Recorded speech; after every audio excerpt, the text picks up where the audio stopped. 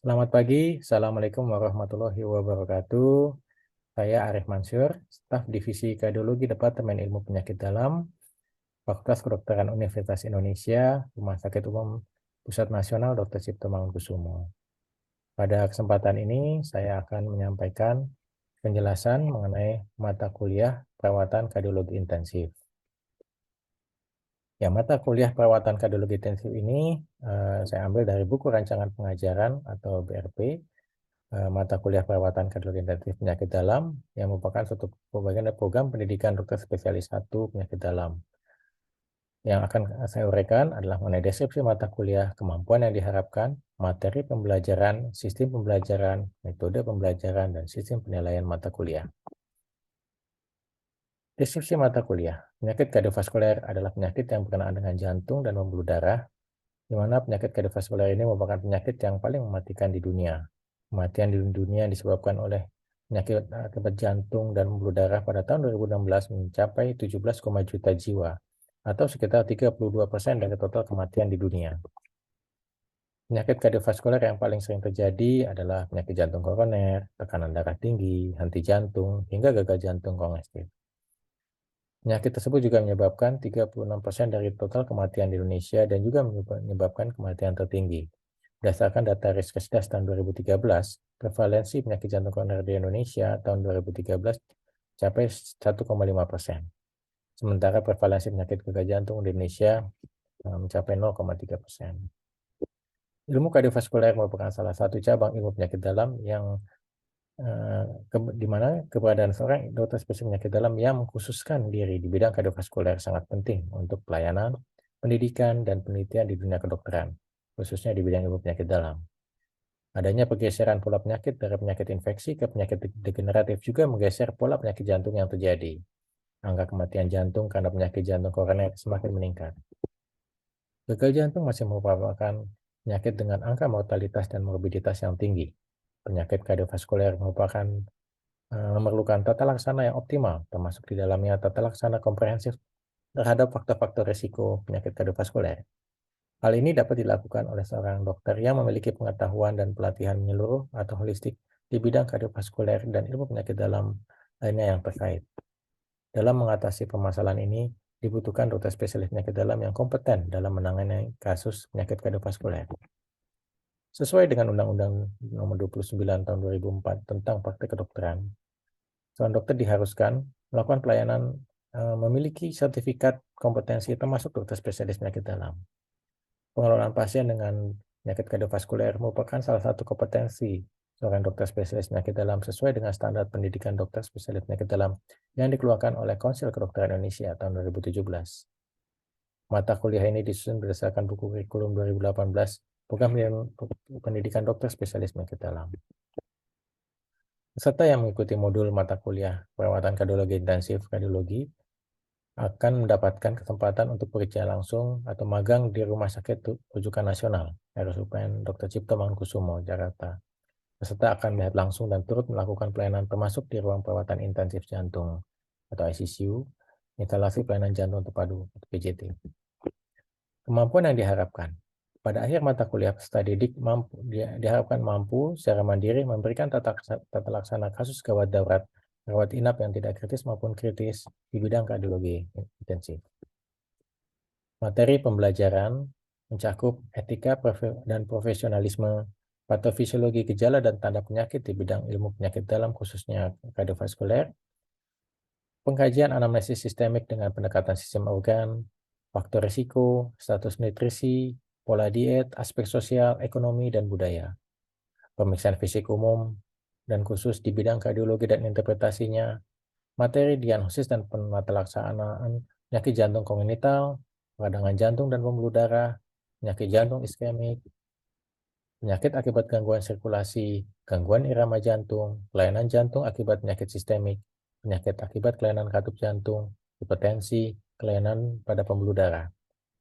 Dan juga keterampilan melakukan prosedur klinis, telah kritis berdasarkan bukti, komunikasi yang efektif, memberikan breaking bad news pada keluarga pasien, discharge planning, kerjasama antar disiplin, sistem jaminan kesehatan atau rujuk balik, dan kemampuan manajerial.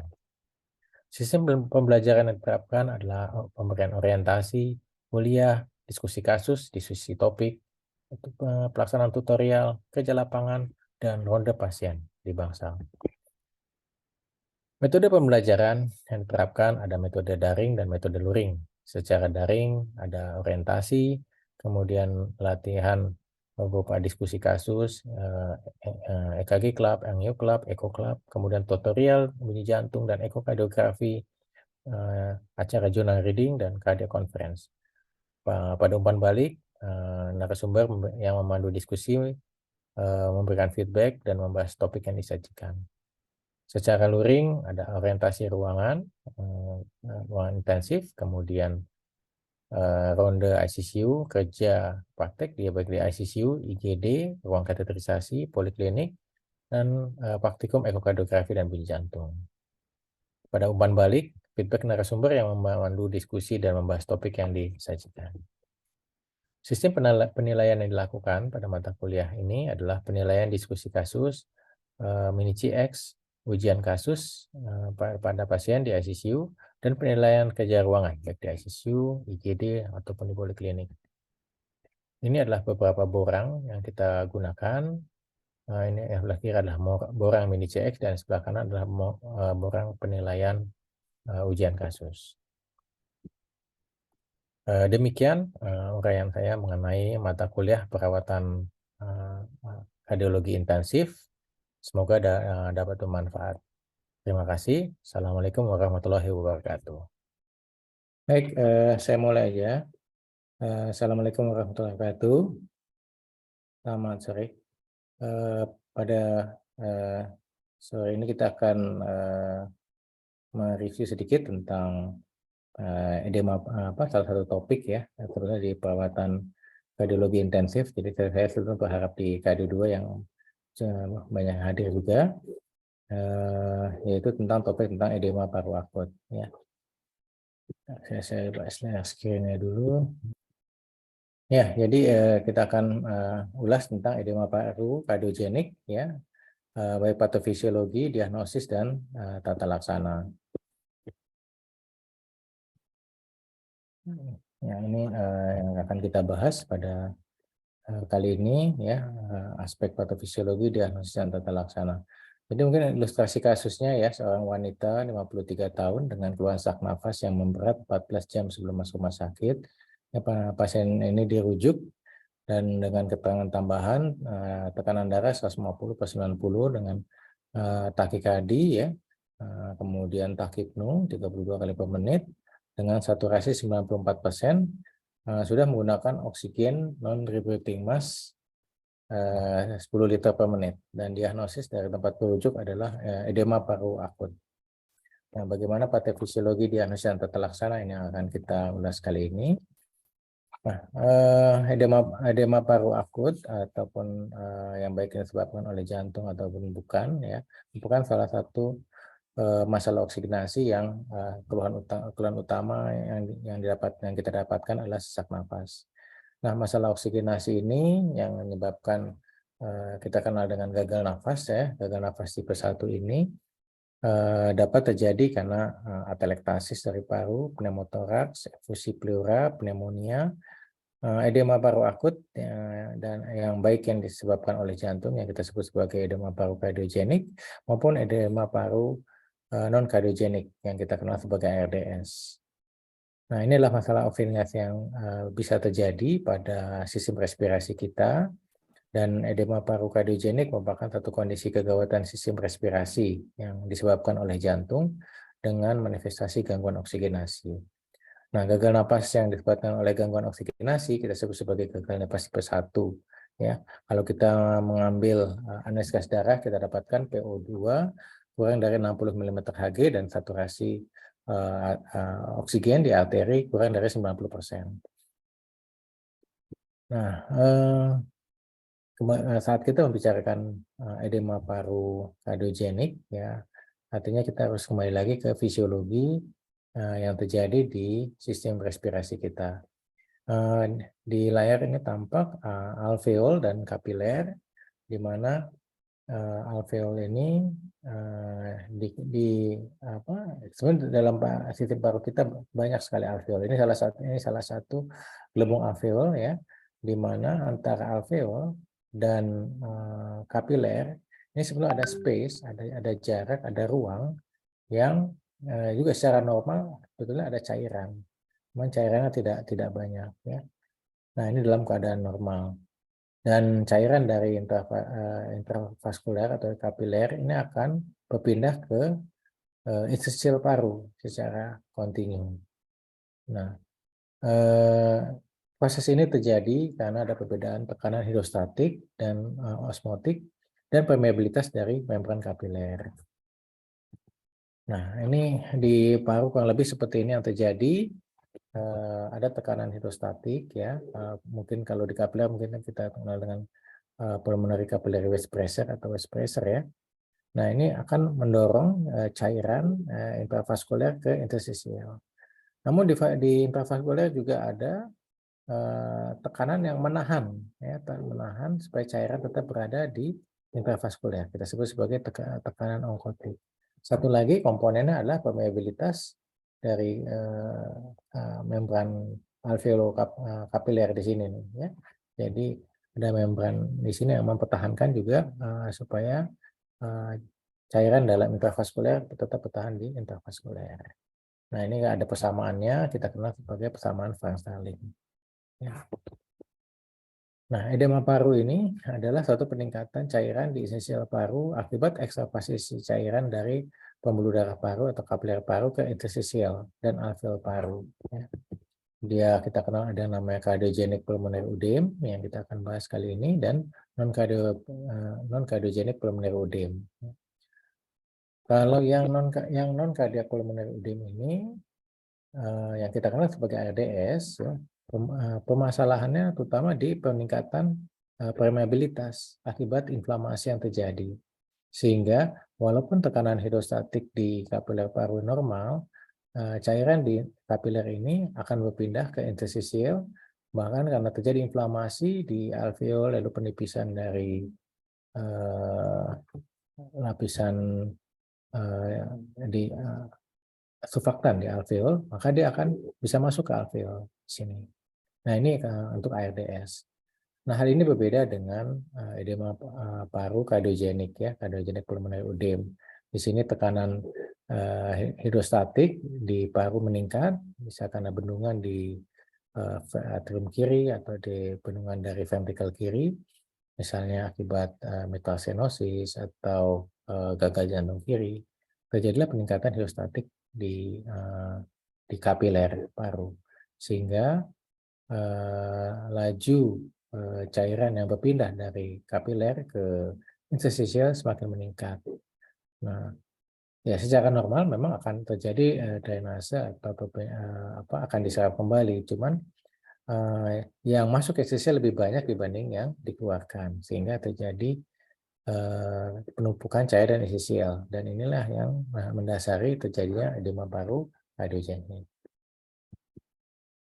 Nah, ini kalau kita lihat di sini bahwa dalam keadaan awal terjadi peningkatan tekanan hidrostatik ya saat terjadi bendungan paru, kemudian yang kita sebut sebagai PCWP, pulmonary capillary waste pressure ya, atau tekanan baji di kapiler bisa meningkat 18 sampai 25 mm Hg ya, normalnya di bawah 18.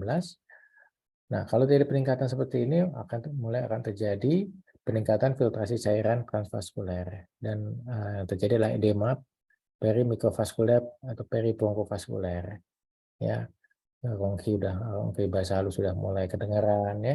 Lalu kemudian dengan peningkatan PCWP-nya di atas 25, cairan menembus barrier dan mengisi alveolus. Dan mungkin di situ kita akan dapatkan klinis pasien kalau batuk, ada frotis putum ya. Jadi terjadi akumulasi cairan di alveol dan alveol mungkin mulai ada yang kolaps ya karena interstisial ini banyak cairan dan terjadi ketidakseimbangan antara ventilasi dan flow di paru dan akan menyebabkan hipoksemia. Nah, ini kurang lebih seperti ini patofisiologi yang terjadi. Kita mulai dari adanya cairan di intravaskuler, lalu terjadi hipoksia, pasiennya juga mungkin jadi ansietas, tidak nyaman, ya, walk of breathing meningkat, pasien tambah sesak, katekolamin akan meningkat, kemudian vaskular resisten juga akan meningkat, tekanan darah awal-awal juga akan meningkat, suatu respon, ya, dari tonus vaskuler. Lalu, ya, hal ini terjadi karena tadi ya bendungan paru, ya, akibat dari peningkatan tekanan akhir diastolik, ya, di ventrikel kiri ini, misalnya terjadi karena gangguan fungsi kontaktilitas, ya. Hal ini juga disebabkan oleh penurunan cardiac output akibat iskemi miokard yang disebabkan oleh peningkatan kebutuhan oksigen di miokard yang tidak bisa terpenuhi oleh aliran koroner, misalnya pada infak miokard akut yang menyebabkan LV failure atau bahkan menyebabkan shock kardiogenik. Nah, ini merupakan suatu rangkaian yang terjadi bagaimana jantung bisa menyebabkan penurunan fungsi kontraktilitas jantung, bisa menyebabkan ödem paru, ya, shock kardiogenik, ödem paru, dan akhirnya menyebabkan hipoksia. Nah, secara epidemiologi, edema kardiogenik ini merupakan suatu indikasi masuk pasien ke ICU hingga 10% dan bisa menjadi penyebab kematian di rumah sakit hingga 10-25%. Dan dalam 1 tahun, angka kematian akibat edema kardiogenik bisa sampai 40%. Jadi ini merupakan suatu masalah yang penting. Nah, penyebab edema paru kardiogenik ini bisa karena akut dekompensasi dari gagal jantung, ya, atau kita kenal sebagai ADHF, lalu kemudian disfungsi katup yang terjadi secara akut, misalnya ruptur korde, ya. Ruptur korde bisa terjadi secara spontan ataupun misalnya pada infak miokard, lalu kemudian ada aritmia atau infak miokard, kemudian krisis hipotensi atau hipotensi emergensi, kemudian fluid overload cairan, ya, akibat pemberian cairan yang berlebih, misalnya pada pasca operasi. Kemudian ruptur septum ventricle, ini juga bisa terjadi pada infak miokard. Lalu kemudian tamponade jantung, ya, itu beberapa penyebab dari edema paru kardiogenik. Nah, ada juga hal yang bisa mempresipitasi edema paru kardiogenik ini, yaitu ya tadi ya infak miokard, anemia, obat-obatan, hipotensi, aritmia, penyakit tiroid, nah, toksi, infeksi, ya, emboli paru, endokarditis, dan gagal ginjal. Nah, gejala dan tanda dari edema paru kardiogenik, ya mungkin beririsan dengan gejala dan tanda gagal jantung dan juga gejala dan tanda dari ARDS, ya. Ada tanda kongesti yang terjadi, misalnya sesak, taat aktivitas, autopnu, paroxysmal nocturnal dyspnea, kemudian pasien mungkin nausea, vomiting, adanya udem, JVP meningkat, kemudian asites, ya, pada pemeriksaan auskultasi ada S3, Gallup, ya, dan Ronchi. Dan kemudian yang selanjutnya adalah gejala dan tanda hipoperfusi, ya, pasien hepatik, ada penurunan kesadaran, ya, hipotensi, akalnya dingin, dan penurunan fungsi atau produksi urin, ya. Nah, edema paru kardiogenik dibedakan dengan non kardiogenik, ya, dari anamnesisnya. Mungkin kalau yang kardiogenik ada riwayat penyakit jantungnya, riwayat penyakit ginjal, lalu kemudian hipertensi yang tidak terkontrol, ada dari riwayat edema, autopnu, dan pemberian cairan atau transfusi. Mungkin berbeda dengan non kardiogenik, ya, ada riwayat infeksi, sepsis, ya, trauma, dan transfusi yang masif. Pada pemeriksaan fisik kita akan dapatkan untuk kardiogenik adanya JVP yang meningkat, bunyi jantung S3, edema, hipotensi, ya, akal dingin, kemudian peningkatan BNP, ya, kreatinina meningkat, troponin T juga meningkat, ya, biomarker. Kemudian pada fototoraks bisa kelihatan efusi pleura, curly B-line, Pada echo kita akan dapatkan fungsi sistolik yang menurun, gangguan fungsi diastolik, mungkin kelainan katup, ada efusi perikard, ada tamponet, ada VSD ya. Dan pada penggunaan Swan-Ganz kateter atau pulmonary artery kateter kita akan dapatkan peningkatan pulmonary capillary wedge pressure di atas 18. CVP yang juga cukup tinggi ya, itu menggambarkan masalah hidrostatik yang terjadi. Sementara pada non-kardiogenik kita akan dapat tandanya adalah PCWP yang kurang dari 18. Artinya tidak ada peningkatan tekanan di atrium kiri. Atau CVP-nya juga rendah. Nah, dari fototoraks untuk kardiogenik pulmonary edema kita akan bisa dapatkan kardiomegali, lalu kemudian distribusi vaskuler juga mungkin kanan kiri sama ya, lalu kemudian adanya kanalisasi ya gitu. Nah, ini juga tadi ya secara ringkas algoritma diagnostik mulai dari anamnesis, pemeriksaan fisik, fototorak, kemudian diagnostik juga dengan echo, dan kalau tidak masih meragukan kita lanjutkan dengan pemasangan Swan-Ganz kateter.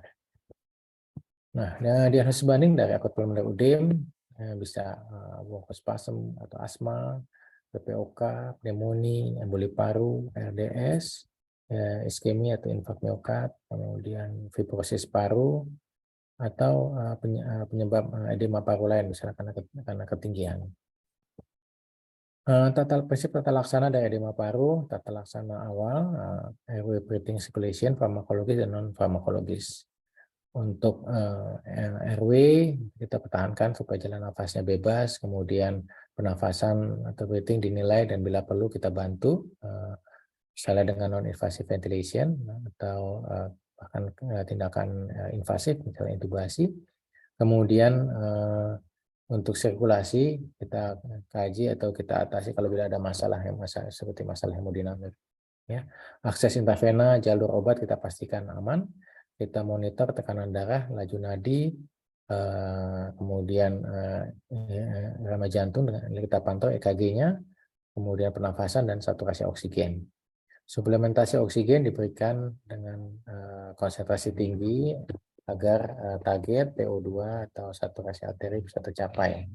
Akan kita siapkan ventilasi mekanik baik non-invasif maupun invasif. Terapi farmakologis kita tujuannya menurunkan preload, menurunkan afterload, dan meningkatkan kontaktivitas. Preload diturunkan dengan pemberian nitrogliserin, morfin, dan diuretik. Sementara afterload kita turunkan dengan menggunakan misalnya golongan S inhibitor, ya.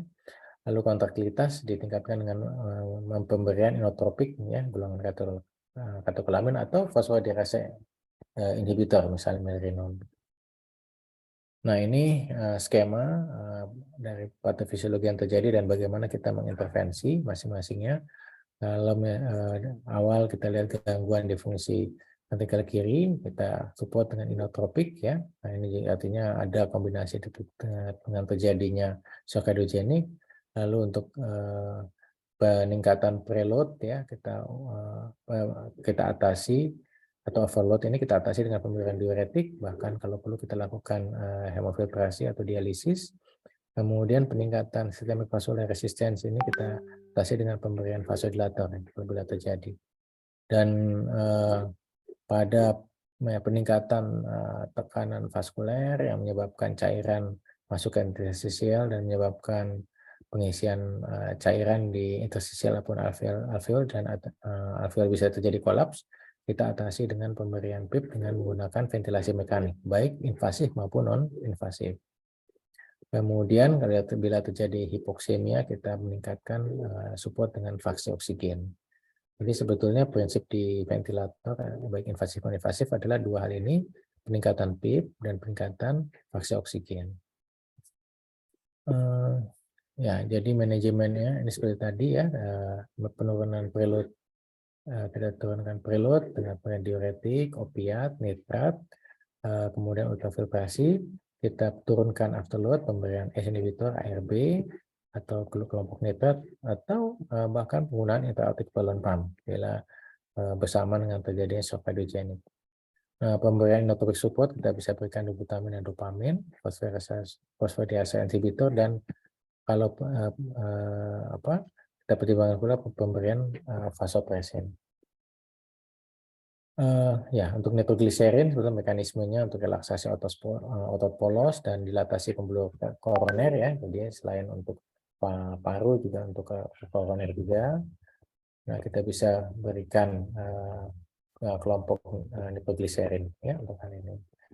Kemudian hati-hati efeknya, efek hipotensi, sakit kepala, ada refleks takikadi dan yang paradoksikal bradikadi, kemudian takifilaksis ya, toleransi anti-G yang terjadi setelah 18 sampai 24 jam. Kemudian yang kedua adalah morfin, ya, tujuan untuk menurunkan preload ya, melalui efek vasodilatasi, menghilangkan sesak ya, membuat pasien mungkin lebih nyaman ya. Namun ya morfin ini punya efek juga ya, mendepresi miokard, kemudian mendepresi pernafasan ya.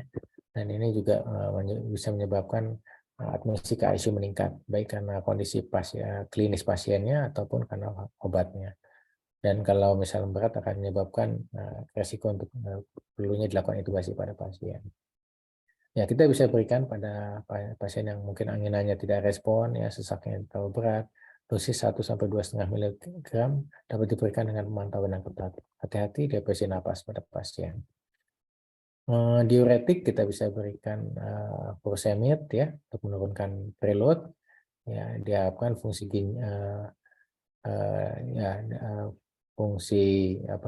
preloadnya dapat kita kurangi, tapi dampaknya fungsi ginjal dapat menurun dan ya juga dapat terjadi peningkatan perawatan di ICU. Ya, dosis yang kita bisa berikan secara drip kita bisa berikan mulai dari 5 sampai 10 mg per jam, kemudian atau bolus ya 40 mulai 40 mg per jam ya. 40 mg per kali pemberian. ACE inhibitor juga kita bisa berikan untuk menurunkan preload ya, tapi kita harus pantau efeknya. Nah, inotropik ya mulai dari digitalis kita bisa berikan digoxin untuk menurunkan respon ventrikel yang cepat ya pada AF rapid ventricular response ya. Kita lihat juga klinisnya bagaimana. Kemudian untuk dobutamin kita bisa berikan, dan satu lagi adalah milirinon ya untuk sebagai inodilator ya dengan dosis 0,375 sampai 0,75 mikro per kilo per menit. Untuk terapi secara non farmakologis kita posisikan pasien yang nyaman ya, setengah duduk ya. Kemudian kita bisa mensupport dengan ventilasi non invasif ya dengan support CPAP atau NIV, atau kita gunakan ventilasi mekanik yang invasif, kita intubasi pasiennya. Tindakan lain adalah tindakan kateterisasi jantung pada sindrom koroner akut atau pemasangan intra-aortic balloon pump untuk meningkatkan perfusi koroner dan menurunkan afterload ya, terutama pada kasus yang shock kardiogenik. Ya, saya rasa cukup sekian ulasan kita kali ini tentang edema paru kardiogenik akut. Mungkin ada yang ingin bertanya, silakan. Kalau nggak salah kasusnya ini kemarin ada kan kasusnya Bella ya? Ania dok, kasus ujian dok. Oh, kasus ujian juga. Yuk, silakan. Iya, dok. Dok, tapi mungkin saya izin bertanya ya dok. Yang waktu itu dokter Ya, itu sempat bagi tanya pengalaman. di ujian ya dok, yang ada 4 tipe dari akut heart failure ya dok, di mana akut decompressed heart failure sama akut pulmonary edema itu dipisah dok. Nah, apakah emang ada patofisiologi yang berbeda ya dok yang mendasari keduanya dokter? Gimana antara akut apa? Jadi kalau yang di ESC dok, yang bagian akut heart failure, Ya. ada 4 manifestasi ya dok untuk yang akut heart failure ya dok ya? Ya, ada empat manifestasi. Betul. Shock, kemudian akut pulmonary edema, kemudian akut heart failure, sama isolated right ventricular itu ya dok, right ventricle failure dok. Cuma kan yang akut pulmonary edema sama akut heart failure itu kan dipisahkan ya dok, sedangkan kan kita sering menemukan akut pulmonary edema itu bersama juga dengan terjadinya perburukan dari heart failure-nya dokter. Nah itu saya masih agak bingung ya dok, karena kalau akut pulmonary edema dikatakan tekanan darahnya cenderung meningkat, Dok. Itu gimana ya, Dok? Kok saya jadi bingung sendiri dokter baca itu. Ya, jadi sebetulnya kalau apa namanya 4 manifestasi itu sebetulnya nggak semuanya tersendiri ya. Jadi ada yang beririsan juga. Ya. Jadi bisa terjadi beririsan ya, misalnya pada cardiogenic shock, lalu kemudian dengan edema paru, dengan acute decompensated heart failure. Itu bisa jadi beririsan semuanya. Jadi nggak semua tidak satu garis apa ya yang tidak apa bisa overlap lah. Jadi tidak dibatasi oleh satu garis gitu. Ini ya contoh saya coba tampilkan ya. Ini kelihatan ini kan ada 4 manifestasi klinis, yaitu acute decompensated heart failure, kemudian acute pulmonary edema, isolated right ventricular failure, dan cardiogenic shock ya. Yang acute decompensated heart failure dengan acute pulmonary edema bisa ya. Jadi ya berkelanjutan bisa, lalu kemudian diikuti dengan gangguan kontraktilitas yang semakin perburukan, bisa terjadi cardiogenic shock. Sebetulnya bisa. Jadi memang ini apa secara mudah kalau kita membedakan terminologinya. Tapi apa namanya irisan dari misalnya ADHF dengan acute pulmonary edema bisa terjadi, dengan cardiogenic shock bisa terjadi. Jadi merupakan suatu proses yang terjadi. Begitu hanya. Tapi memang kita harus tahu pasien ini posisinya saat ini sedang apa gitu. Siap, Dok. Terima kasih, Dok. Nanti tata laksananya sesuai dengan tadi bagian patofisiologi itu ya, Dok ya. Bagian mana yang kena terus kita usahakan. Baik, Dok. Makasih, dokter. Ya, sama-sama. Ya, jadi penting buat kita tahu patofisiologi ini posisi pasien sedang apa gitu ya.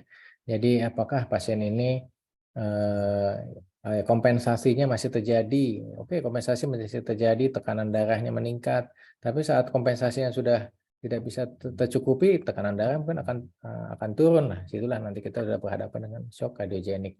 Belum lagi dengan hipoksia yang terjadi akan memperburuk suplai oksigen ke seluruh tubuh, ke jantungnya sendiri yang itu akan sudah terjadi masalah di koroner, tapi suplai oksigennya juga semakin turun. Kita dapatkan saturasi yang semakin turun. Belum lagi nanti dengan suplai yang turun, cardiac output-nya juga turun karena pompanya juga terganggu, aliran darah ke ginjal juga terganggu, akan terjadi gagal ginjal akut ya, akut kidney injury. Ya, dampaknya lagi adalah produksi urin juga semakin berkurang, preloadnya juga semakin meningkat, tambah beban lagi buat jantung kanan, paru, dan diikuti jantung kanan nantinya. Seperti itu ya.